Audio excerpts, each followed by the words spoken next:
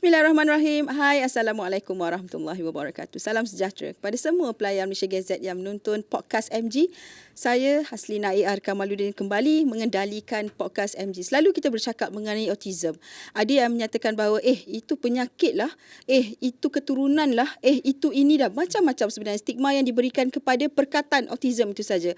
Bila kita tahu, dan kadang-kadang ada yang tahu tapi anggap itu sebenarnya jangan ambil kisah. Itu hal anak orang lain, bukan dalam kain kita. Dan sebenarnya keterbukaan rakyat Malaysia sudah pun ada sebenarnya. Kalau kita lihat dari tahun ke tahun, statistik untuk pengetahuan am, rakyat Malaysia sudah banyak, sudah ramai yang memahami mengenai autism. Namun, di sebalik kefahaman itu, wujud satu lagi golongan kecil, iaitu daripada ibu bapa sendiri yang menganggap autism ataupun anak autistik mereka itu sebagai menyusahkan dan dianggap itu adalah pengakhiran kerana mereka bersifat penafian. Mereka rasa kalaulah betul anak mereka itu didiagnose autism, itu satu perkara yang bad luck. Ini berlaku, banyak sekali komen-komen yang saya terima, banyak sekali di media sosial yang menyatakan perkara itu. Apakah kesudahannya? Tak kesian ke kepada anak-anak? Jadi hari ini kita nak ungkap, kita nak bincangkan mengenai perkara ini. Kalau kita lihat sampai ke mana, sampai ke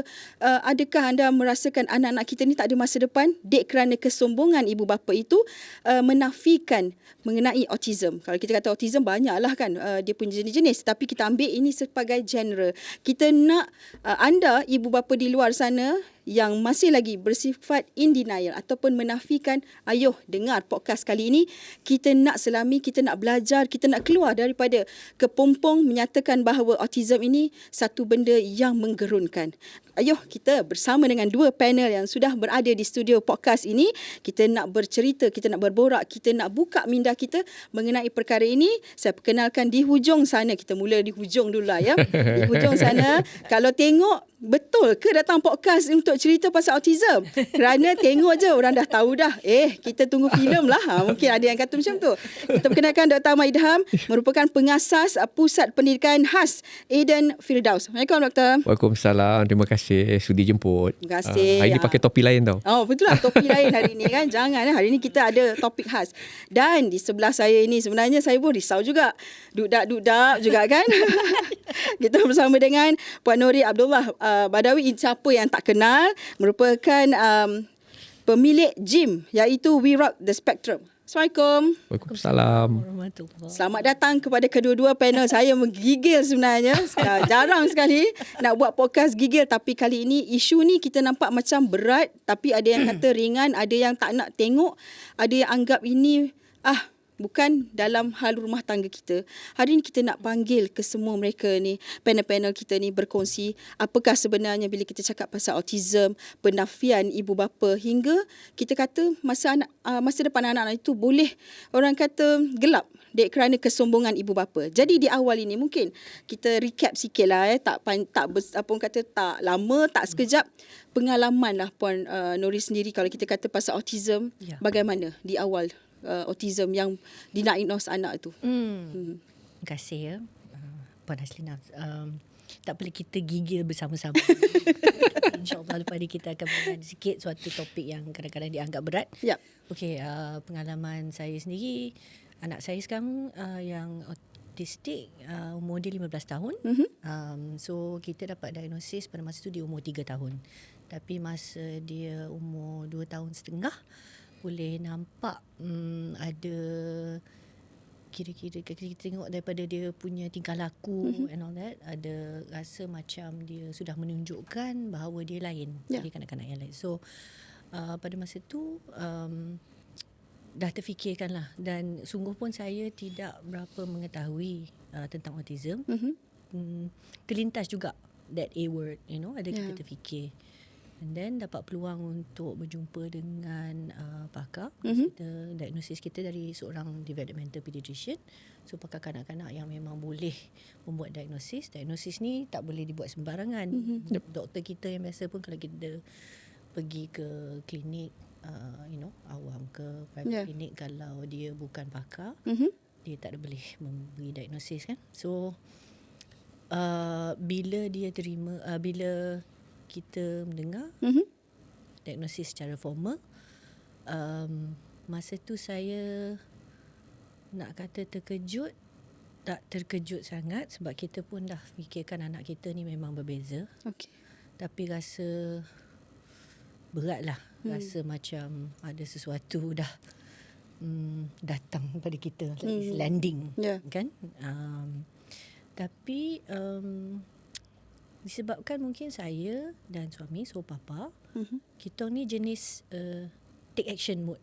Macam tu. So rasa macam okay, sekarang kita dah tahu, okay, apa kita nak buat sekarang? Nak tengok, nak cari terapi, nak cari intervensi, semua tu. So masa tu actually sebelum kita terima diagnosis secara sepenuhnya, sebab dah nampak dia agak lewat bercakap, tuturan dia pun dia boleh bercakap tetapi macam tak fasih lah, tak adalah boleh sembang-sembang. Tapi kalau dah umur 3 tahun sebenarnya kita dah boleh. Dah boleh kan? Dah boleh dah dengan anak kita. Dan ni pun anak yang kedua kan. Dia anak kedua out of 3 boys. Jadi kita dah memang mula berjumpa dengan speech therapist.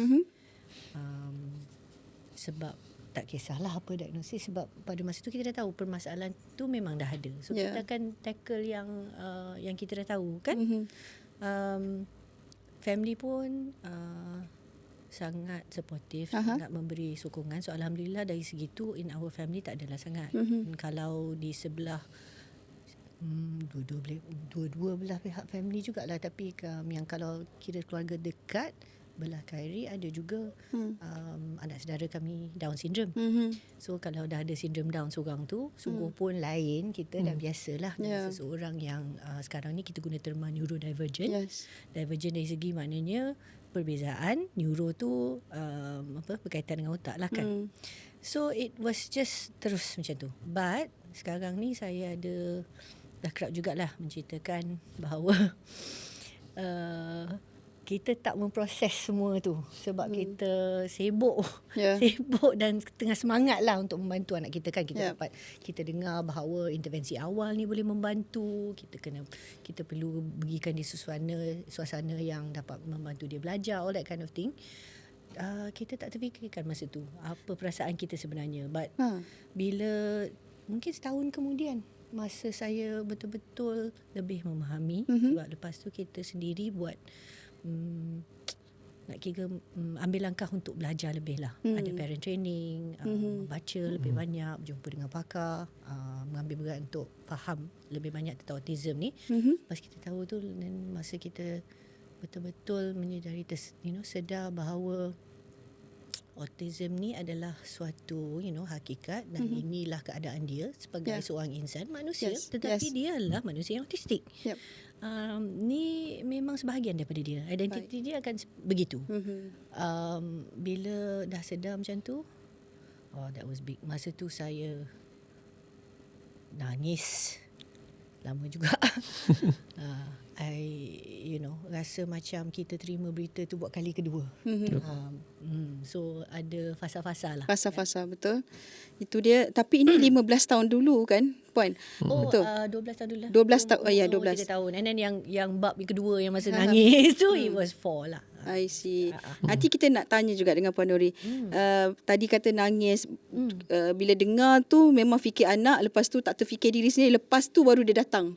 Kan rasa tu kan. Okey, kita nak tahu yang tu detail sikit sebab topik kita pun ibu bapa. Jadi kepada Dok sendiri, di awal tu macam mana?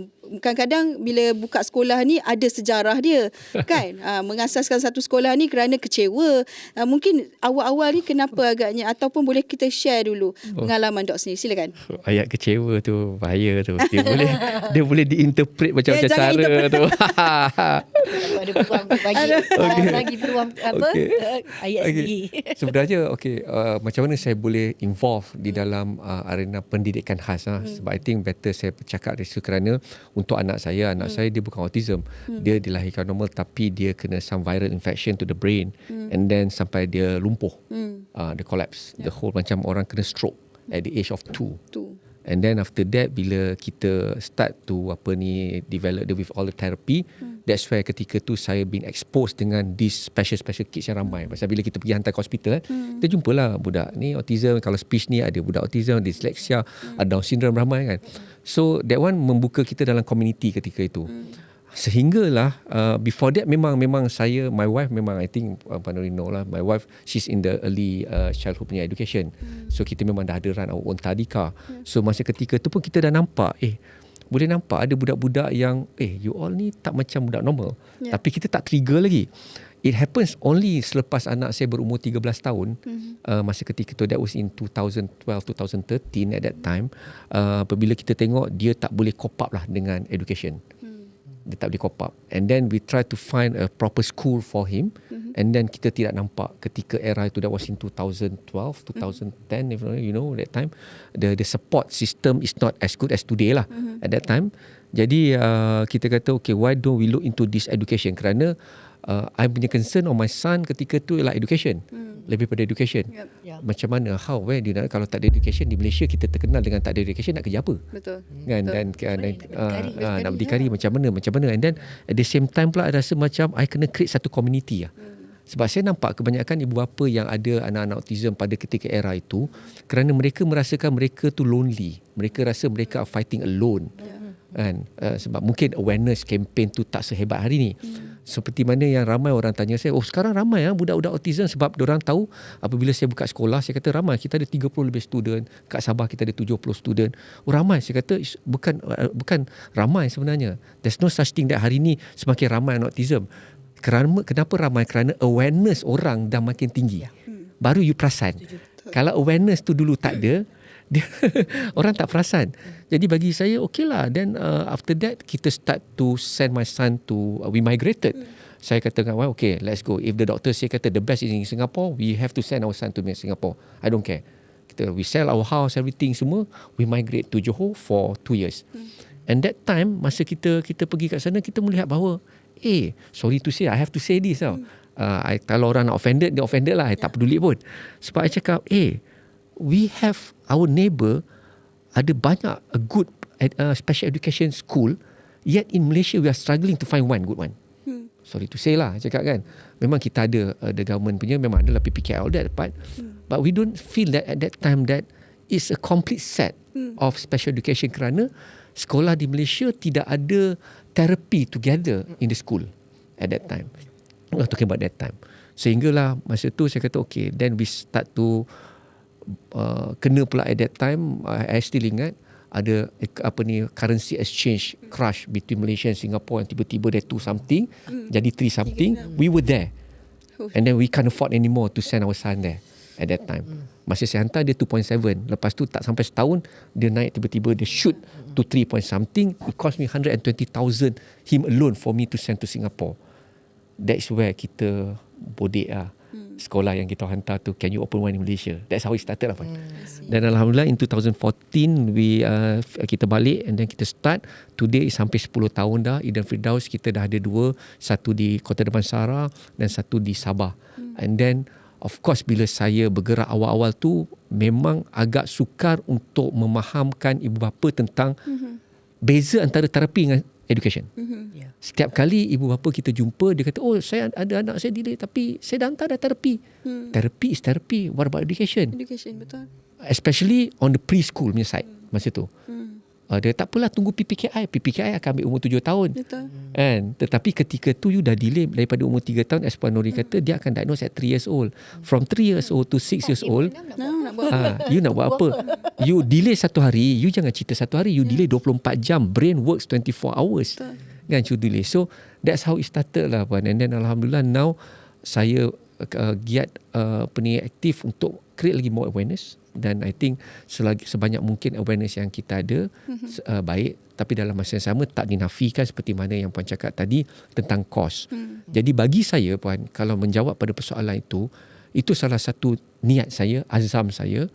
Satu hari saya harap it's either the states or the federal, mereka boleh dengar bahawa if you can support the private sector to give certain incentive untuk kita boleh ambil juga B40. Jadi sebenarnya kita boleh ease the burden yang berlaku di sekolah hari ni yang tak cukup ni. Sekolah PPK yang tak cukup. So jadi kalau ada smart partnership begitu, saya rasa, tapi saya kena bersuara lah. Bercakap dengan harapan either the states ataupun dia tu. Dan dalam masa yang sama, one thing yang saya realise, this one I just realise dalam 1 or 2 years, antara gapping yang paling besar menyebabkan ibu bapa jadi delay di dalam identifying dia orang punya anak ketika preschool, kerana preschool tidak ada yang a proper preschool with a therapy support dalam kebanyakan, and then most of the preschool teachers they are not trained to identify about special kids. Dia cuma bagi tahu anak puan tak boleh cakap sangat lah, anak puan buas lah, lain daripada yang lain, but they don't give you the answer. Betul. Where to go. Betul. You sebagai ibu bapa, you yang kena cari. Kena pula you are in denial, jadi kata mungkin lambat sikit lah, bapak dulu pun, mak dia kata bapak dia pun lambat. Selalu kita dengar kan, mak dia dulu tak apa. So now we work closely dengan state government Selangor punya pusat pusat pendidikan Selangor, PPD. Dia punya tu.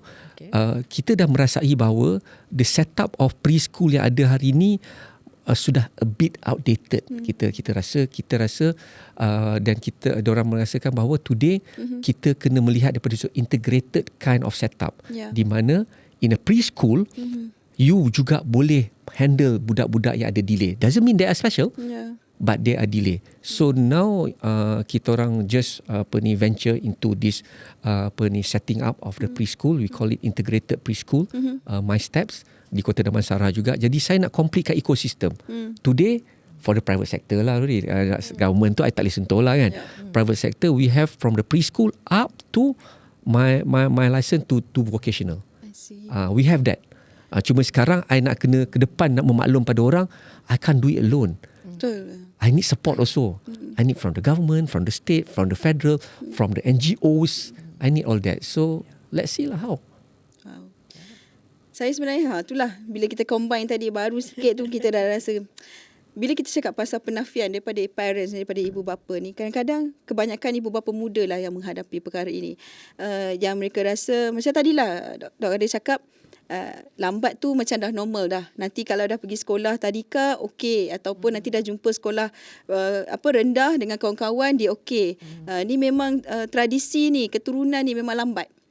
Itu antara selalu. Dan apabila pergi juga diagnose, kadang-kadang parents ni dia pergi juga diagnose juga, tak puas hati bila cikgu selalu mengadu anak tak boleh cope dan sebagainya. Bila dapat tu tiba-tiba sekeliling tu, memang kadang-kadang kita rasa kita dah ada orang ni awareness dan sebagainya, tapi mulalah rasa macam anakku tak macam orang lain, anak aku begini, anak aku begitu, macam manalah agaknya kalau aku dah tak ada nanti macam itu yang bila menafikan akhirnya tak ada tindakan. So macam mana Puan Nurin? So macam ni, sebenarnya kita tak hairan lah kalau kita dengar perkara seperti ni, penafian dan sebagainya. Sebab satu, kita tahu yang menyumbang ke arah ni is things like kepercayaan dan budaya. So stigma tu memang wujud. Masalahnya, and then bukan saja di Malaysia, tapi bila kita sebut dalam konteks lokal kan, konteks Malaysia ni sekarang ni, kita memang ada macam suatu kepercayaan bahawa ketidakupayaan. So anything OKU, apa-apa yang berkaitan dengan disability and all this, somehow ada berkaitannya dengan fikiran bahawa benda ni adalah sesuatu yang salah dan tak elok dan buruk, things like that. Walhal sekarang ni dengan peredaran masa, dengan kita mempunyai kesedaran yang lebih, kita juga lebih memahami dan mengingatlah untuk menjadi seorang masyarakat yang lebih prihatin, yang compassionate. Kita wajar ingat bahawa ni masih seorang insan. Betul. Manusia dahulu. So kita tak nak menafikan kemanusiaannya. And then kalau kita kalau kita bertiga kat di sini sebagai orang Melayu Islam, like I like to talk about fitrah. Kalau dari segi fitrah tu memang dah sempurna. Ada fitrah kita menjadikan kita manusia. Ini tak berkaitan dengan tingkah laku ke, kebolehan ke, keupayaan ke, apa-apa yang ada secara fizikal atau intellectual. This is a human being first, right? So itu satu, kita belum sampai pada satu tahap di mana ada 100% orang akan dapat terima dan mengingat bahawa benda different ni it doesn't mean is wrong. Itu satu. Keduanya, and this is the part where kita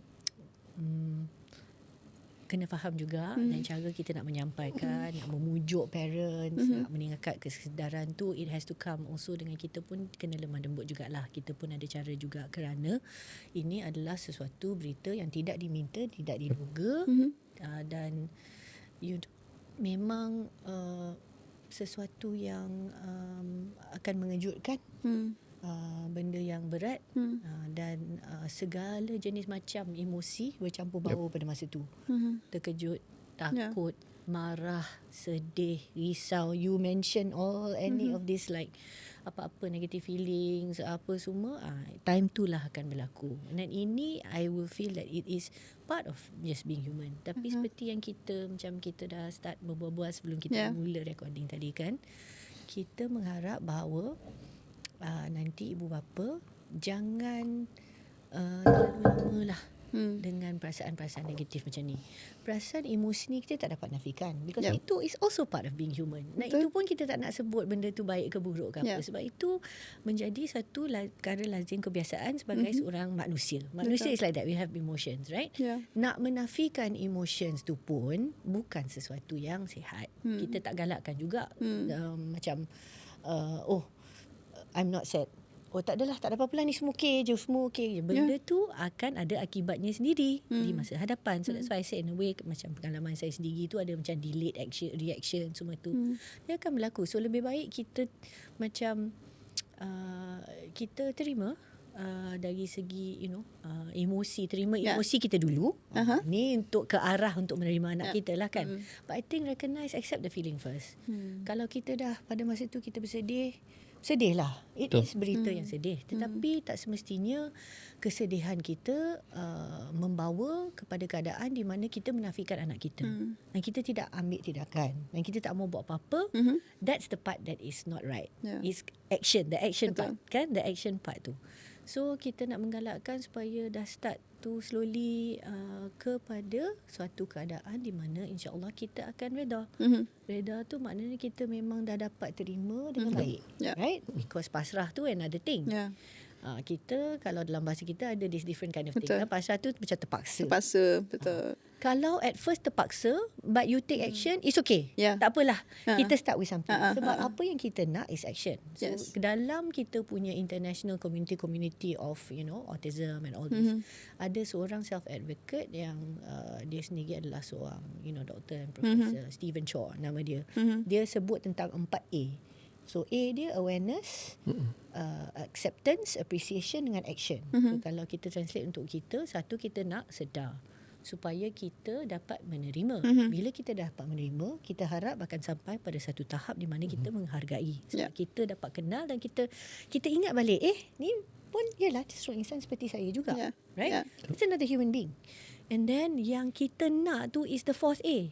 Because action, kita nak ambil tindakan. So kadang-kadang tindakan tu maybe datang sebelum kita menghargai apa, that's okay. Because at least kita tak adalah macam kita tak buat apa-apa. Tadi doktor dia sebut, right? You said kita tak nak lambat.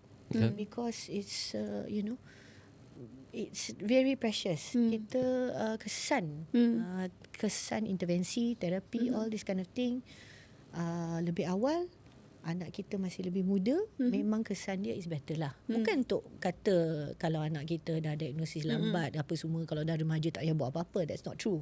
Intervensi dengan terapi boleh membantu orang dewasa pun. Betul. That's not the issue. Tapi kalau kita dapat lakukan lebih awal, and we know all children, tak kisahlah children, anak-anak yang OKU ke tidak pun, kids dia macam sponge, kan, dia memang akan belajar dan absorb faster. So this is what we hope for. So I think it's just satu yes, parents is okay. So for those of you yang mungkin adalah, kalau siapa-siapa yang mendengar sekarang ni masih dekat tahap kecewa dan marah and all that, I think we hear you. Kita pun faham, bukan emosi ni bukan sesuatu yang terlalu asing bagi kita.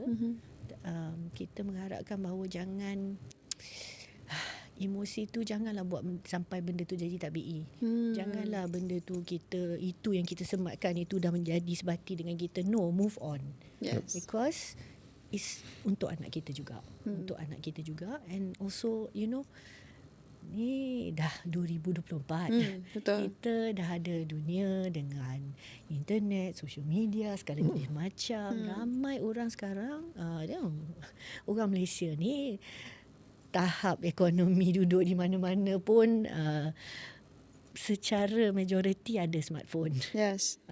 Selain daripada tengok benda-benda yang menghiburkan tu, bolehlah kita gunakan Carilah info-info. yang ada pada kita untuk mendapatkan maklumat. So the big thing yang dapat membantu definitely is training. So whether it's parent training, whether it's teacher training, this is one of the biggest things that I think can make the big inilah suatu yang dapat membawa kesan positif yang besar. Sebab katalah bayangkan like you know kalau semua cikgu at least ada you know kemahiran tambahan, dia lebih tahu macam mana nak bantu budak ni. Setidak-tidaknya dia boleh mengesan dan faham lebih sedikit lah. So at least boleh bercakap dengan parents, pujuk parents and things like that. Dan lepas tu parents sendiri pun kena training, parents sendiri pun. And then jangan cakap tak boleh. Masa pandemik tu semua mak bapak kena tukar hat jadi cikgu juga. And kita yang mempunyai anak-anak yang okay you atau neurodivergent, tukar hat lagi pakai hat terapis. So terpaksa dalam keadaan terpaksa dan terdesak, insya-Allah semua boleh. Yang menariknya bila Puan Nuri cakap tadi cikgu, ibu bapa, sebenarnya dia ada macam satu circle chain yang perlu ada. Kadang-kadang kita dah pergi diagnose, doktor kata okey anak awak ni autism. Dia dah terkejut dah. Dia dah rasa tak ni. Tapi tak tahu nak pergi mana. Tadika yang biasa pula kata kita tak boleh terima. Okey, kena pergi yang special. Pergi yang special pula pun susah juga. Dia ada kos lagi. Betul dok, kos lagi. Dah fikir ni anak dah kena tak boleh stop. Nak kena kos lagi, nak cari duit lagi. Lepas tu dah ini dia punya tu tak ada satu yang ekosistem dia tak ada. Ekosistem tu tak ada. Kita masalahnya mak ayah yang tengah bersedih-sedih ni yang duk menafi-nafi ni, support system tu hanya daripada kadang-kadang itu boleh kalaulah ada support sistem yang baik. Ini kan pula ada pula ini mesti kau lah punca.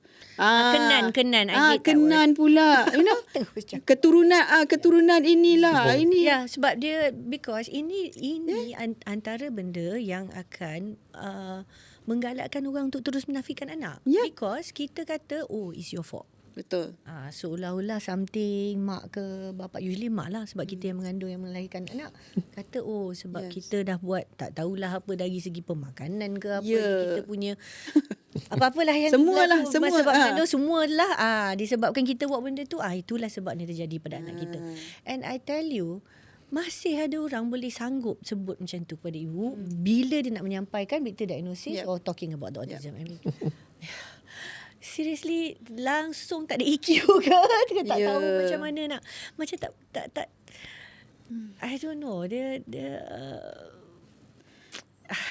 tak berhati perut lah, you know, like how can you do that? Satu, tak ada science anything, there's no facts, there's no research to say that this is the reason anyway. Kita masih tak tahu hingga ke hari ini apakah sebenarnya yang menyebabkan anak kita menjadi autistik. It's probably combination of so many things. Faktor genetik mungkin ada juga, faktor environment ke whatever mungkin ada juga. Tapi kita, the thing is we don't know. Right. Mungkin you know kombinasi ada apa-apa tertentu, tapi itu dah jadi. And then ketepikan sebab kita masih anak tu di depan kita. Betul. Right? So the first thing you need to do is whatever it is, you have to handle the situation. Kan? So it's best to just, you know, deal with it at that point in time. And then lepas tu fikirkanlah balik. Maybe for us kan, in a way, syukur Alhamdulillah. I feel like kalau sebab Besar Timur ni, I will think of him as the blessing. Sebab dia membantu membuka minda kita. Betul tak dok? Like, you know, what did we learn because of our kids? Kan kita dah you know dah jadi you know people involved in the community sampai set up services. I have the gym, you've got you know you've got the school. And apa yang kita nak buat advocating for community parents ni pun sebab benda ni betul kita kena mengaku.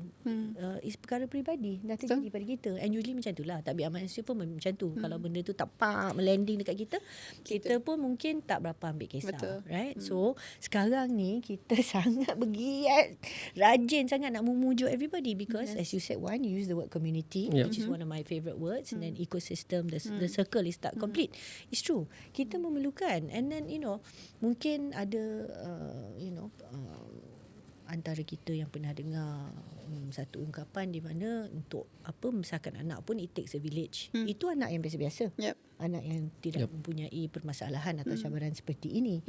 But so if you think about it that way, anak-anak kita yang memang ada cabaran, memerlukan sokongan tambahan ni, kampung dia kena kampung yang paling dahsyat dan paling besar dan sebesar-besarnya. Everybody has to get together lah. The village semua. Betul. So memang memerlukan, you need the collaboration, you definitely need the partnership. Memang kita sangat mengalu-alukan apa-apa peluang lah untuk semua ambil bahagian sekali, because it's true, it is so difficult. You cannot do it alone. Nak membesarkan anak pun susah. Kalau anak kita dah macam ni, memang kena dibantu oleh seramai mana pihak. But I think boleh sebab kita dah biasa dan faham hidup bermasyarakat. That's why nak meningkatkan kesedaran ni sangat penting supaya kita boleh ambil kisah tentang bab tu. Kita dah biasa look after each other. Betul. Ya, boleh. Especially di Malaysia yang berbilang kaum, berbilang agama and all that. Bukan kita tak tak biasa mengambil kira perbezaan di antara kita. We are so used to it. This is like I like to say, this is memang part Malaysia punya DNA. So kita kena ambil berat. Baik. Ambil berat. Okey, kita nak tanya dengan Dok. Pasal bila saya cakap pasal ekosistem tadi, so far sepanjang tahun buka sekolah 2014 sehingga ke sekarang 10 tahun. Macam mana Dok bila kita nak menguruskan satu sekolah ini, adakah direct daripada ibu bapa itu sendiri ataupun ada sinergi kerjasama dengan mana-mana pusat terapi ke, ataupun sebenarnya kekangan paling besar lah bila kita kata ni sekolah istimewa lah untuk golongan-golongan istimewa macam kami. Saya pun beritahu lah kan, sebab saya pun, anak saya pun autistik. Jadi macam mana kekangan dan sebagainya tu? How did you do it? What do you need? Awal-awal saya cakap terus terang, bukan satu kos yang murah lah nak set up sekolah macam tu. Takes until today pun kita tak cover pun lagi kita punya capex. Until today pun kita tak cover. But saya tak nak fikirkan pasal benda tu. Bagi saya rasa pelaburan, saya harus buat sesuatu sebab saya percaya satu hari orang akan nampak. Dan alhamdulillah hampir 10 tahun ni orang akan nampak lah kan benda tu. Kerana dia macam ni. Bila ketika kita buat satu private center, school lah, of course satu benda orang kata kos mahal. Tapi bila orang faham kos tu datang daripada mana, sebab we need to have a proper therapist. Because the school ada therapist, my school ada therapist. We have to have a proper special education teachers ataupun teachers yang memang degree in child psychologist. Kita bukan ambil cikgu-cikgu yang keluar daripada maktab. Macam tu punya cikgu, tak boleh, pasal you need to have that kepakaran. And diorang punya rate pun tinggi. And then at the same time juga apabila kita buat international, kita bring from Singapore, kita juga tertakluk dengan the standard yang WHO dah tetapkan. One teachers maximum 7 student ataupun 5 to 7 student yang mana dia ada dia ada dia punya tu.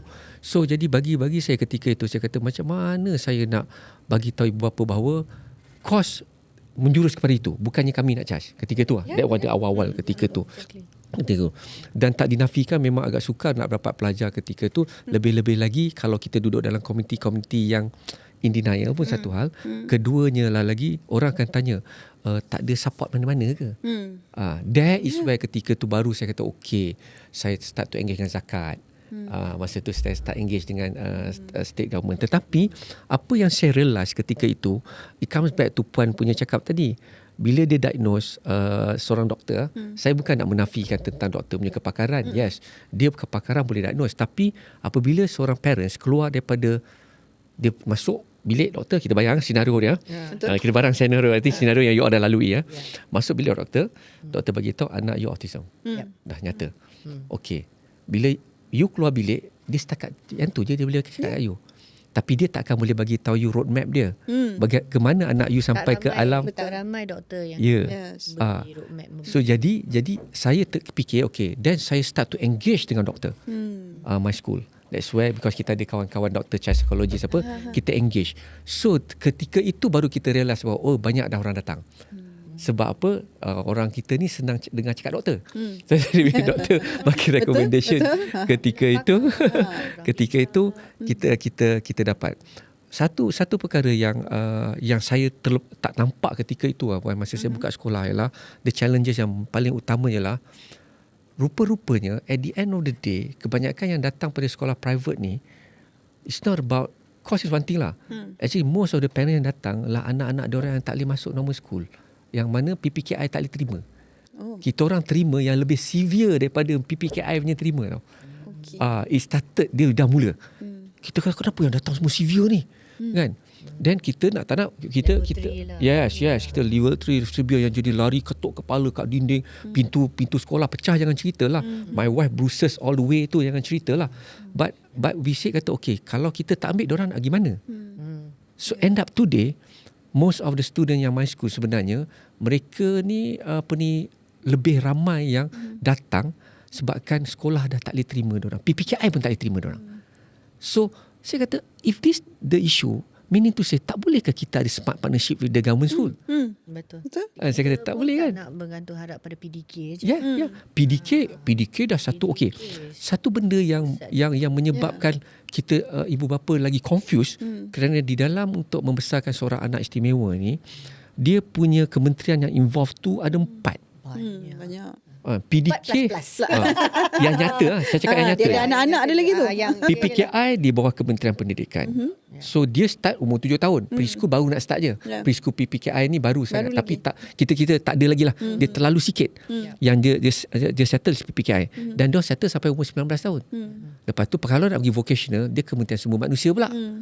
Kat situ. And then dia ada jugalah yang lain belia apa semua kan. Your journey starts with kesihatan. Itu belum masuk lagi. Itu belum masuk lagi. So you have PDK yang konon-kononnya sebelum masuk sekolah bolehlah hantar ke PDK. But PDK the problem ni jadi bawah Jabatan Kebajikan. Yang PDK sebenarnya handled by an association. Yes. PDK is not a structured school. It's not a licensed school. It's just an association yang buat macam welfare punya dan bantu dan dia orang ada volunteers. Paling yang tak dapat diterima di mana lain lah. Memang dah tak ada pilihan lain langsung. Itulah situlah lah dia. Tetapi semua ni tidak akan boleh gerak kalau Kementerian Kesihatan tak support in term of therapy. Betul. Dan terapi dia akan letak di bawah Kementerian Kesihatan. Jadi that's why bila saya pergi visit banyak PPKI, bila saya buat aktiviti saya bermasyarakat, and then saya start to bermasyarakat lah. Saya pergi PPKI bagi talk. Satu benda yang saya melihat daripada PPKI yang saya rasa hari ini harus dilihat sebagai penambahbaikannya lah. PPKI di Malaysia tidak ada satu PPKI yang ada terapi kat dalam. Ya, betul. Semua cikgu kena settle semua dan bagi saya tak fair kepada cikgu to look into the therapist punya work. Betul. Cikgu is educator. Therapist is therapist. Tetapi mereka dilonggok. Okey, tak apa. Tapi dia orang kata tak apa, therapist ibu bapa punya option. Okey, ibu bapa bolehlah kata yang hantar anak PPKI, you hantarlah therapist, speech therapy ke OT ke yang biasa orang hantar. Cost factor comes back in lah. Cost factor is one thing. Another thing is, okay, I nak tanya you, cikgu you yang dengan therapist tu bercakap tak? Tak. Are you working on the same spreadsheet of diagnosing your child? No. Ada. That's why I cakap kita kena one stop center kena Jadi di my school bila yang tu yang sekarang menjadi ibu bapa yang datang to my school because they want that service. Betul. The therapist and the teacher bila kita diagnose satu student tu therapist and teacher together with this. Jadi cikgu ibu bapa akan dapat lagi nyata tentang ke mana what is the strength, progress dia macam mana dan to look into the progress of a child, they share the same worksheet tu. Betul. Because sekarang kita tahu multidisciplinary approach itu yang paling dulu. Sebab dulu orang akan ada program lah, akan ada method intervensi yang tertentu. Dia akan kata, cara saya yang lagi baik. Actually, sorry, you don't know cara mana yang paling baik. You have to be prepared. Cuba segala macam dan usually kena ada kombinasi. Dan kita tak boleh lepaskan just because dapat early intervention program IEP lah dipanggil tu. Dia boleh run tak boleh. Tu cukup. Lepas tu tak payah pergi OT. Tak boleh, payah tak boleh. bicara kerja, tak payah pergi speak, tak payah pergi Tak boleh. tak boleh sebenarnya. So sorry, semua tu Dia- kena. So that's why it's good to have that one stop. Yeah. Talking about that one stop, nanti kalau saya boleh saya Boleh? bincang sikit. Saya nak tanya pasal gym tu. Okay. Mungkin. Boleh saya sebut sedikit pasal gym juga. Yelah keluarga kami membawa gym. We Rock the Spectrum Kids Gym for all children. Yep. Ya, satu pusat pusat kanak-kanak di mana semua kanak-kanak tidak kira keupayaan boleh datang bermain, bergaul, belajar sama-sama. InsyaAllah they will grow together also lah. So bagi kami di gym, siapa yang ada di gym memang kita bagi training, latihan untuk dapat mengendalikan lah all the different types of kids. Dan ini yang kita nak, suatu suasana yang inklusif, right? So that kita bagi peluang, kids are kids, supaya dapat bersama-sama. So dalam gym ni, gym kita mempunyai kelengkapan. So the equipment dengan gym memang digunakan oleh pakar terapi, especially the occupational therapist dan physiotherapist. OT akan menggunakan the same equipment. Untuk kanak-kanak, dia tak kisah sebab benda tu macam swing, trampoline, benda-benda macam ni memang seronok. So for them, dia tak kisahlah equipment tu teknikal ke tidak. Tapi itu antara kelainan kita. Memang is that kind of equipment yang kita gunakan untuk aktiviti terapi. So ibu bapa bolehlah menjalankan aktiviti terapi untuk anak-anak.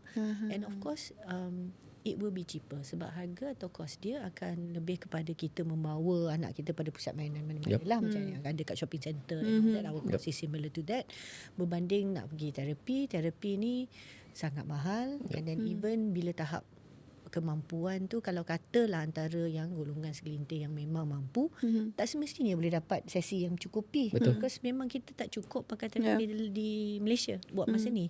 Right? And that, so the cost tu akan lebih melambung tinggi. Tapi kita pun tahu akan ada ibu bapa yang memang tak mampu. Even if terapi, kalau kita bandingkan antara RM180 dengan RM35, RM35 tu pun agak berat untuk family, keluarga-keluarga tertentu. Ada program, kita ada membuat program yang kita namakan terapi through play. Maknanya terapi bermain lah, ya, untuk ibu bapa dan anak-anak bersama. Because for us, kita nak membantu especially parents meningkatkan satu kemahiran dan pengetahuan, tapi yang keduanya keyakinan. Because keyakinan tu kadang-kadang that is also part of our culture. Kadang kita rasa kita tak dapat buat. So of course kita apa-apa problem dengan anak kita yang biasa-biasa pun it'll be like cepat-cepat cari cikgu tuition, cepat-cepat cari and all this. Kita rasa macam kurang yakin untuk buat benda ni. Kita memang, I think in our culture lah, Malaysians, kita suka rujuk pada pakar, right? You said, doktor. Kalau doktor sebut, okay. Betul. Doktor. So ini kita nak meyakinkan ibu bapa bahawa mereka pun boleh, and of course masa pandemik tu it was very obvious. Jelas sekali kita sendiri terpaksa buat segala-galanya untuk anak kita di masa kita perlu pada masa tu duduk di rumah lah, kan, tak dapat keluar, tak dapat ke sekolah atau pusat and all that pada masa tu. Jadi ibu bapa memang terpaksa mainkan peranan tambahan lah. So we can do that. I think itu satu. So the Kids Gym adalah antara usaha kami. Satu, yes, of course, no denying, memang kita fikirkan anak kita sendiri, same as you. Tapi lepas kita dah adakan benda tu, kita rasa let's do it also, for the community, untuk siapa-siapalah yang memerlukan. Saya tahu benda ni membantu anak saya, so of course why not kalau nak bantu anak lain. Kita memang amat memahami dan kita pun sedarlah kita, wow, alhamdulillah, we are very lucky.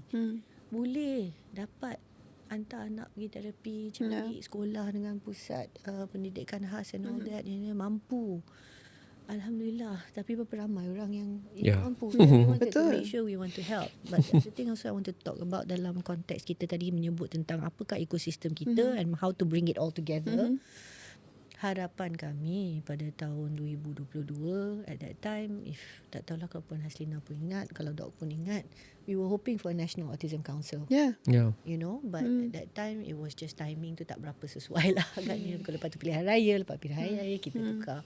Bila kerajaan bertukar, biasalah, I think at that time certain things it will be changed. Ada pertukaran kepada dasar, ada pertukaran kepada priority dan sebagainya. So kita masih menunggu apakah kesudahan ataukah apa keputusan, adakah kita akan mempunyai suatu badan kerajaan macam it would be fantastic lah sebab kita dapat menggabungkan semua betul. jenis semua pihak yang terlibat, semua kementerian, bahagian jabatan apa semua ni. That is the hope, to bring everybody together. Tapi sementara kita sedang menunggu, I think for parents like us macam Puan Haslina, ada peluang dan ada mungkin rasa tanggungjawab sebagai like a journalist ni, ada platform kan. So we are now coming together to talk about this. Benda ni yes, it's personal to us, tapi kita nak meluaskan isu ni. So hopefully it will become everybody's issue. That is how the Kita Family Podcast started.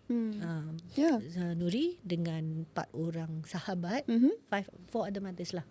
Bagi kita, kita rasa okay, tak apa, kita cubalah apa yang dapat kita buat dari segi peribadi, setakat kita mampu. Anything we can do. So it's like okay, we didn't have this very big thing. It's okay, let's do something small. Let's do something yang insyaAllah kita memang harap kita dapat mungkin membantu ibu bapa seperti kami juga, tapi untuk meningkatkan sedaran for everybody. Sebab bagi kita nak membicarakan perihal tentang hidup bermasyarakat, masyarakat yang memang berbilang kaum, berbilang agama, but we are also masyarakat yang berbilang keupayaan. Betul. So kita nak kata kita menghargai hidup secara inklusif. We want to be together. Kita menghargai hidup secara masyarakat. And we know that this is the Malaysian story lah. So betul. kita nak ingatkan orang Malaysia, kita ada satu lagi layer of this difference antara kita. Kalau kita nak sebut majmuk lah, muhibah dan segala jenis perbezaan, unity in diversity ke apa, please don't forget dari segi perbezaan antara kita when we talk about keupayaan. Betul. Right? So that part. Dan kita boleh. Sebab kita dah biasa. Kalau nak cakap macam mana kita hidup dalam, konteks all this berbeza-beza, then why not? This is just one more. Kan? One more thing. It's okay, boleh. Dia This Puan, is part of depan lain, belakang lain Puan. Okay. Saya mengaku itu, yes, reality. Tapi, at least, I think it is a start. It's not a very good start. Betul. Tapi kalau dia sanggup berusaha untuk at least at the beginning, okay lah, saya belum percaya benda ni lagi, tapi okay lah, saya sangguplah bermuka-muka sebab saya tak nak lah sampai tahap bergaduh dengan orang. Betul. Saya tak nak lah kecilkan hati orang ke apa. Kesedaran tu tahap dia sangat rendah lah. But at least it's something, and from there kita nak build up lah. Because dulu kita sebut tentang masyarakat yang mempunyai toleransi. Toleransi ni kita dah tahu sekarang memang tak berapa cukup. Toleransi benda ni tu tak semua terima atas kertas je. I know, but tapi kertas tu penting. It's the same as why we have dasar-dasar dan pengubalan undang-undang. We have to have the kertas part, because kalau tidak, nanti manusia dia nak berpandukan apa? Nanti lagilah dia tak nak buat apa-apa. So we have to start from somewhere. Betul. Kita kena start. Tapi jangan stop lah. Jangan stop lah. Jangan stop. biar pada tahap tu aja, and then benda tu je kita anggap cukup lah kan, whatever. No, it's not enough. Memang it's not enough. Baik. But that's why kita but itu antara sebab kita ada, betul. Today, right? Itulah antara. Kita boleh jadi kita family tak ni? Boleh. Memang kita family, kita macam buat semua. Kita family. Family. Kita perlukan family. Kita anggap semua family. And then from family tu is the building block towards community. Betul. Kan? That's like, you have to have, you have your family, and that's how your family grows into become community. That's why. That's why kita juga guna perkataan kita tu. Family. Kita tu bersama-sama. Kalau saya sebut kami, I'm not including you. Yes. Kami je lah. Kami lah. You, kami. But if I say kita, it's everybody, together right? lah, kan? Together. So it have to be inclusive. Okay, saya nak tanya dengan Dok. Tapi sebelum saya nak tanya ni, mengenai tadi Dok ada cakap bagi talk dekat banyak tempat kan. Tapi kita nak tahu apa kesinambungan kepada talk tu, apa feedback yang diterima oleh pihak kerajaan dan sebagainya. Tapi sekejap saya nak baca komen dulu. Ini daripada komen-komen kita di kita punya community YouTube. Bila kita tanya mengenai topik kita hari ini, hashtag keistimewaan katanya. Apa itu autism dan in denial ini? Dia kata keistimewaan, kelebihan, kelemahan dengan berkat usaha, sabar, masa, certain formula akan AKA sistem. Peruntukan dana dalam jangka masa yang panjang yang tertentu untuk mencarikan bakat and so on boleh dimiliki masing-masing serta doa. Okey, saya rasa panjang sangat dia cakap ni sampai saya pun tak faham sangat. Ini dia daripada sebut Nora. Ini adalah semua yang diperlukan. Yes, Sokongan. we need all of that. Sokongan, Nora, we need thank you, dana, Nora. we need usaha, we need doa, Baik. we need. Betul. Right? Tuah kata, apapun istilahnya, orang tetap panggil cacat. Mak ayah ni, manalah boleh terima perkataan itu dekat anak sendiri. Sebab itu mereka bersifat in denial. Lepas tu Ishak kata, anak saya hyper. Dapat detect masa umur 5 tahun. Sekarang dah stop pakar dan cara kerja. Pihak hospital yang stopkan. Bicara kerja. Pihak hospital yang stopkan. Sekarang anak dah umur 10 tahun. Tak dinafikan dalam pelajaran memang tak okey. Lambat membaca, lambat mengenal huruf Jawi. Tapi masih still sekolah biasa. Saya tak malu dengan anak yang macam ni. Saya anggap ini satu anugerah walau ada yang tak boleh terima keadaan anak saya. Oh, sekolah biasa Okey. Dia ingat PPKI kot tu. Oh, saya rasa PPKI lah ni. No, ada Ada yang sebab okey, kalau mengikut undang-undang up to full primary school, setiap warga negara Malaysia perlu ke sekolah. You have to have betul. education. So in a way, satu kita tengok sebagai hak, satu kewajipan. It's both of it together. Kan? So sekolah actually tak boleh deny tempat pada dia, kan? Zero reject policy. Okay, last. So kalau dia sebut sekolah biasa tu, I think it's true. Kalau tidak, dia akan sebut PPKI. Ramai yang memerlukan sokongan tambahan, but they are in sekolah biasa. That's why teacher training. That's the biggest thing. Kenapa training untuk cikgu-cikgu pendidikan khas saja? Kenapa tak dapat kita ada suatu modul untuk meningkatkan dia punya pengetahuan tambahan sedikit lah, as they are just becoming teacher, any kind of teacher. Betul. That would help a lot. Sangat. Okey, ni komen yang terakhir sebelum kita pergi pada Doc. Setiap anak autism ada kelebihan atau keistimewanya sendiri. Cuma ibu bapa kena congkil bakat atau minat mereka. Contohnya anak sahabat saya, dia punya anak pun autism yang sangat minat memasak. Ibunya akan bawa ke pasar supaya anaknya boleh membeli keperluan untuk memasak. Untuk makan tengah hari, biasanya anaknya akan masakan menu pilihannya sendiri. Wow, tahniah Puan. Puan Fauzia. So kita ada komuniti yang sebenarnya Cakna jugalah. Dia kata anak sahabat dia, anak dia okey Cakna. Tapi Cakna biasalah dalam komuniti sendiri. Kan orang-orang luar ni dia kurang sikit, dia tahu kurang sikit nak so kita join. nak besarkan komuniti kita. Kan? Baik Dok. Saya tertarik sebenarnya. Dok ada pergi bagi talk dekat tempat. Kita nak tahulah apa impactnya, apa kata kerajaan, apa kata mereka kepada usaha yang dilakukan oleh Dok ni. Adakah sekadar talk sahaja ataupun macam mana? Okey, kalau boleh open saya cakap lah kat sini. Boleh. Okey, sebenarnya awal-awal kita buat memang private sector. Kita buat private, saya tak faham cara kerajaan bekerja. Saya terus terang sebab saya bukan orang kerajaan ketika itu. Memang kita from private, kita tak faham. Sehinggalah apabila saya mendapat peluang ketika saya menjawat jawatan Ketua Pegawai Eksekutif Finas selama 2 tahun setengah, di situ membuka saya punya satu pemahaman yang selama ni saya tak ada, iaitu how does the government do their work, macam mana sistem pentadbiran kerajaan itu.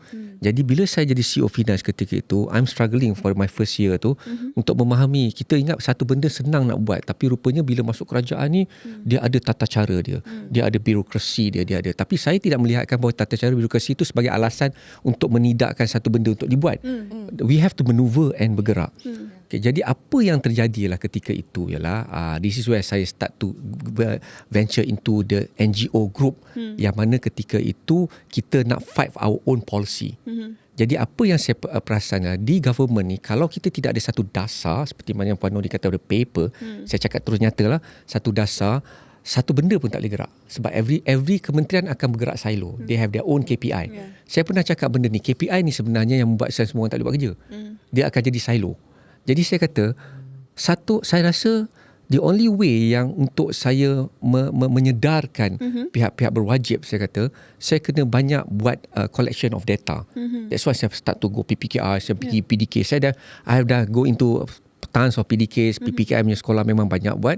Jadi apa yang saya rumuskan ketika tu, saya kata, siapa boleh tubuhkan sebuah dasar yang boleh menyelesaikan masalah ni? Dan saya kata siapa? Dan saya kata the only way lah bila saya faham dasar nak dibuat di mana. Dasar hanya boleh buat di parlimen. Jadi sehingga saya kata macam mana saya nak fight. That's why saya pernah ikut a few ministers ketika itu minta mereka fight to wujudkan satu dasar yang dikatakan Atau dasar OKU pendidikan. sepatutnya kalau boleh Dia akta is akta ni. Akta tapi akta dia bergantung kepada kalau OKU Jabatan Kementerian Wanita. Tapi kita untuk pendidikan khas kita kena ada satu dasar yang nyata iaitu dasar pendidikan khas. Kerana kalau kita tengok syarat-syarat pendidikan yang dilaksanakan pendidikan khas, kita cuma bergerak di atas dasar pendidikan negara ataupun dia ada program pendidikan negara yang dia terletak di bawah salah satu komponen untuk menggerakkan pendidikan khas negara. Tapi mereka tidak ada dasar yang nyata. Jadi kalau ada dasar yang nyata, saya percaya 4 kementerian atau kementerian-kementerian lain, kita boleh break the silo. Kerana dasar tu nyata. Kerana kalau tidak ada dasar, mereka tidak boleh buat sebarang aktiviti yang seterusnya. Ada peraturan ke, ada akta, tak ada dah.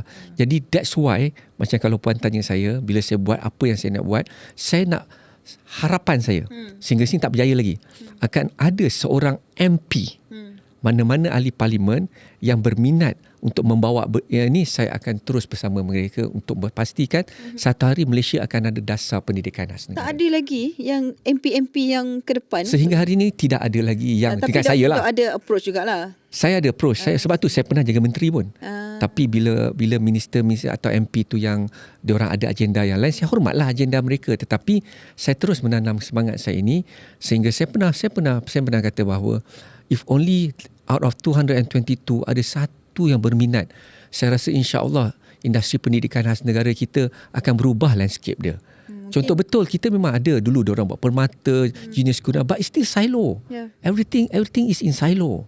Semua orang buat dengan inisiatif. It's more initiative. But as a government, we don't have a proper policy for special education. Tidak ada. I'm not talking about therapy ataupun yang lain. Tapi if only that ada. Just talking about education. Education. Tak ada lagi. Tak ada.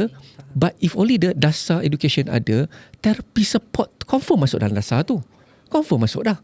Medical support confirm masuk dalam dasar tu kerana dasar kita akan merangkumi. Yes, because dia melihat dan barulah kita boleh turun ke masjid.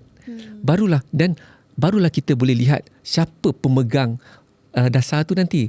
Macam kata saya dulu Finas, saya ada dasar perfilman negara. Of course Finas yang jadi dia punya rumah. Kan? Kita ada banyak kementerian yang ada. Kementerian Pendidikan ke, Kementerian Semua Manusia ke, Kementerian Wanita ke, Kementerian Kesihatan. Siapa nak pegang dasar tu? Kena nyatalah.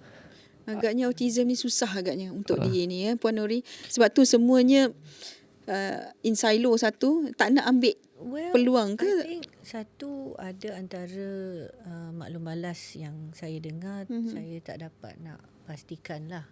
Tapi ada yang kata kenapa autism saja yang wajar mendapat dasar yang khas atau majlis, things like that. Tapi kalau saya ubah suai sikit je lah. Kenapa kita tak sebut dari segi neurodivergence atau dari segi intellectual dengan mental and all that, because yang tu akan mengasingkan golongan ini daripada golongan OKU fizikal. Sebab keperluannya totally different. Neuro is different, Kita tak boleh sebut like majlis OKU tu dah cukup. Tapi bawah payung OKU tu pun is very very big. Besar. So at least kita patut asingkan supaya kita dapat beri perhatian yang sesuai dan berpatutan, yang wajar untuk golongan yang berkaitan dengan intellectual, perkembangan yang berbeza. So that's why we also sebut. So if you say neurodivergence and you look at this group, then it will not just be autism. Betul. Autism confirm akan masuk dan akan jadi jumlah yang besar. Betul. But you will take in ADHD. There is also so many other dyslexia pun. Dyslexia betul. Sebab tu as a school ada pendidikan khas. Kita tak kata pendidikan hanya untuk budak autism. Saya ada Down syndrome. Saya ada dyslexia. Saya ada global developmental delay. Saya ada ADHD kan. Everything that you're doing pun is totally because you have a injury lah juga semua. Tapi semua ni dia akan pecah kepada neuro punya issues ataupun physical issues. Developmental and neuro. So saya rasa sekolah dok dah ada satu template yang kalau nak kata pasal dasar kan, untuk disatukan bawah satu dasar yang sama. Ni dah ada satu contoh yang terbaik, which is semua itu ada di dalam satu sekolah. Sebab tu saya kata bila saya perjuangkan tu, saya bukan cakap kosong. Saya dah ready untuk support whoever want to brings it. Cuma sekarang ialah sama ada mereka nak bawa ke tak bawa aja. Kan? Ada Kementerian Pendidikan atau Kementerian Sumber wanita di bawah Jabatan Kebajikan Masyarakat.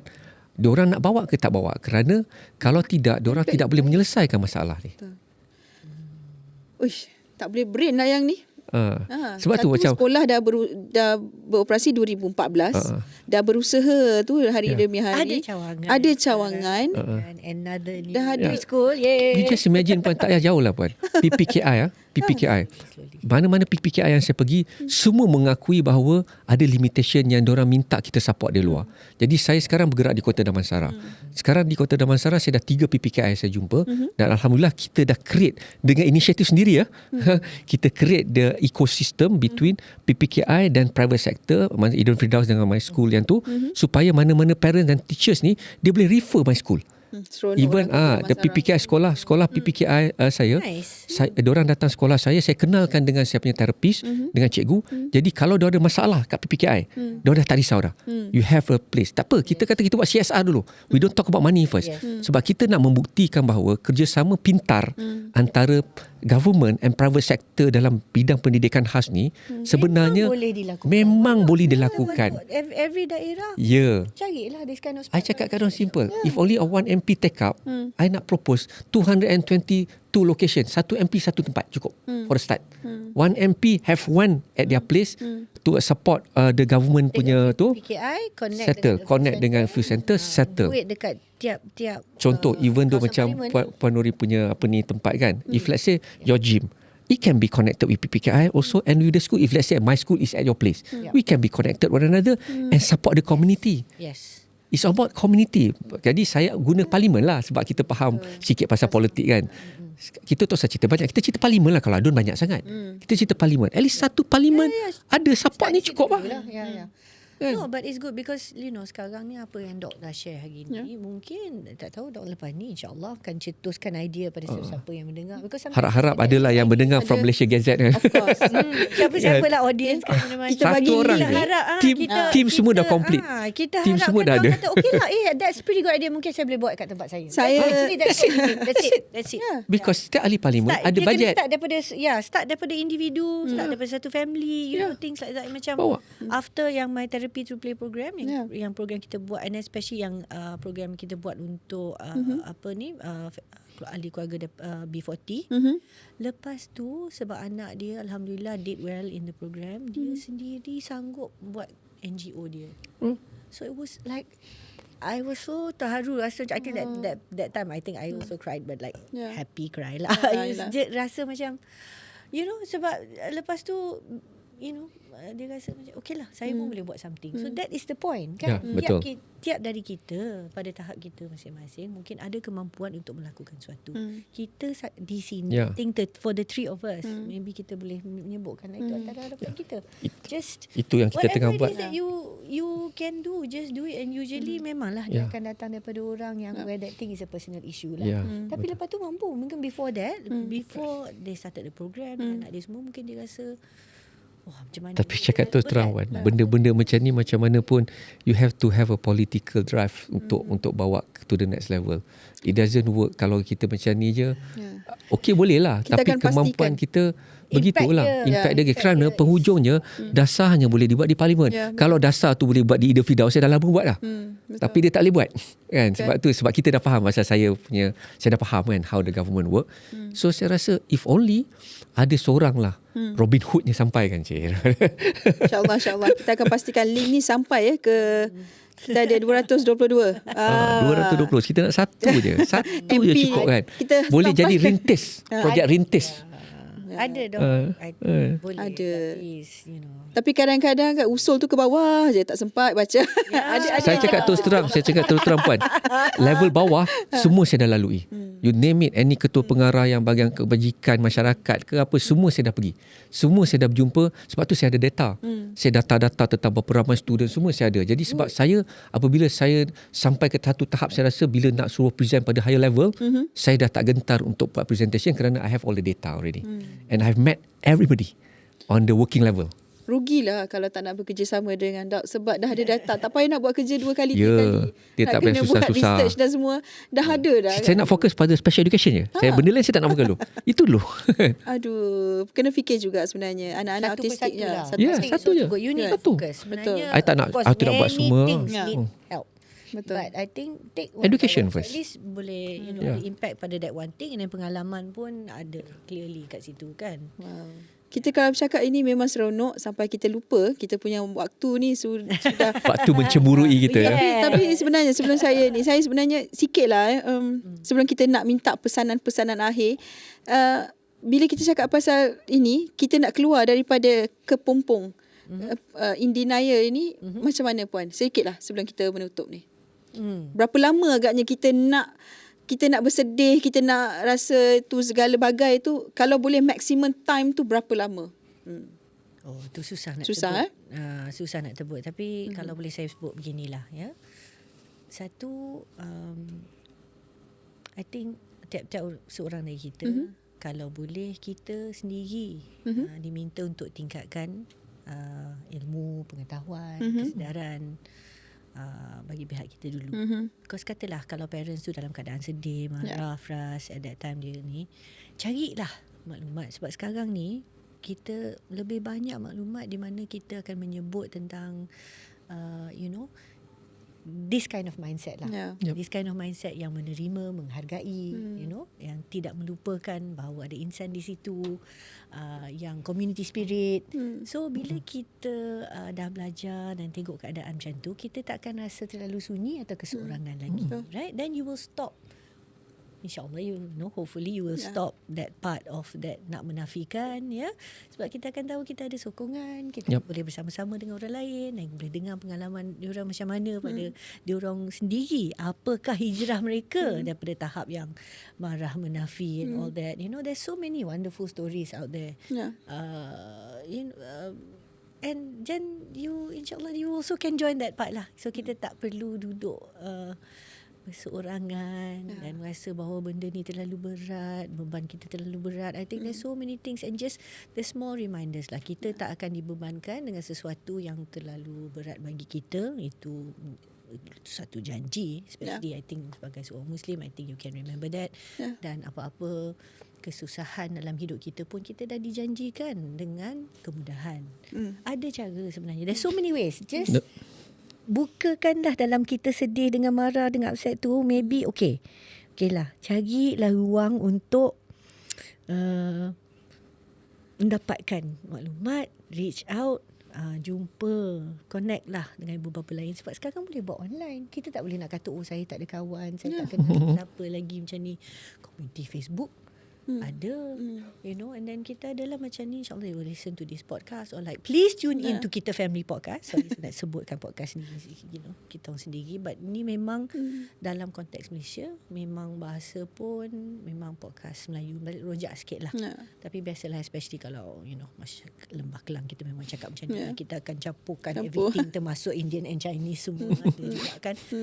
Tapi memang dalam konteks Malaysia, untuk menceritakan benda-benda je lah. Bagi kita tak nak orang satu menafikan emosi dia, tapi yang paling penting jangan nafikan anak. Betul. Okay, Dok. Sedikit sebelum kita berakhir. Saya punya simple. Kepada semua yang kat luar sana yang in denial kan, saya nak cabar you all datang jumpa saya. Datang jumpa saya. Kalau you rasa you nak denial, you come to me. Kenapa? Jangan risau pasal saya tak charge apa-apa. I'm going to give you guys a free screening. Because now memang saya dengan wife saya, bila saya buat preschool, saya kata, especially kalau siapa yang dekat Lembah Kelang kan, Kota Damansara ni kan, they know my Facebook, they know my IG, they know my TikTok. Pada siapa di luar sana yang rasa you are in denial, jangan takut, jangan malu. Come to me. Come to me, kita discuss, kita duduk, kerana of all you know, anak you tak seperti mana yang you sangka pun. Kerana ramai juga hari ni yang rasa macam anak autism sebenarnya, diorang cuma delay. So how you want to do that, jangan risau, tempatnya dah ada. Dan dalam tak sebulan, kebetulan ni Puan, dalam sebulan dua ni apabila saya buka saya punya My Steps dengan tu, memang kita buka slot-slot untuk bagi pre-screening percuma kepada mereka-mereka yang datang. Love it. Jadi ambillah peluang ini, datang dan kita boleh sembang. Saya macam kata waktu denial kan, saya cabar balik diorang. If you think you are in denial, come and see me, let's talk. InsyaAllah kita akan jadi satu kawan. Sini satu family, sana satu kita kawan. Baik. Tapi saya juga suka sebelum kita berakhir, saya suka nak ingatkan kepada ibu-ibu, ayah-ayah yang di luar sana, kalau sudah pun didiagnose anak anda itu autis, pastikan pergilah buat kad OKU. Ramai yang tak nak buat. Janganlah segan anak kita tu rugi sebenarnya. Saya sendiri nak kata banyak sangat privilege. Bila kita memula in denial, tapi bila tunjuk kad anak, you pula rasa happy kan. Kalau nak bayar, pergi kaunter depan, tu kan. Banyak sangatlah. Dan sebenarnya kad OKU tu adalah mudahlah untuk pergi hospital dan sebagainya. Janganlah nafikan hak anak anda.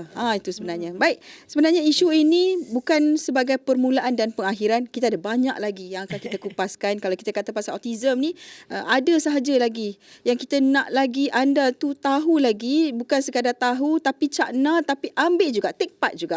Sebenarnya, jangan anggap ini hanya untuk komuniti kita saja. Jangan anggap autism ini untuk mereka sahaja. Kita sebenarnya satu Malaysia, satu kita rasa kita ni satu family lah. Satu family. Yes. Kita kena tahu, sebab itu sekarang ni jarang dah kalau kita pergi restoran mana-mana yang kita tengok anak orang yang tiba-tiba hyper, kita ada rasa macam perasaan yang tak suka. Sebaliknya kita faham, okey, mungkin anaknya begini, mungkin anak begitu. Itu satu yang baik dah sebenarnya. Kita akan jumpa lagi dalam edisi akan datang, terus bersama dengan Podcast MG. Kalau tidak bersama saya, kita ada rakan setugas Rosnani. Tapi saya lebih kepada isu-isu yang dekat dengan saya, dekat dengan anda. Jumpa lagi. Haslina A.R. Kamluddin. Jaga diri, jaga peribadi. Bye.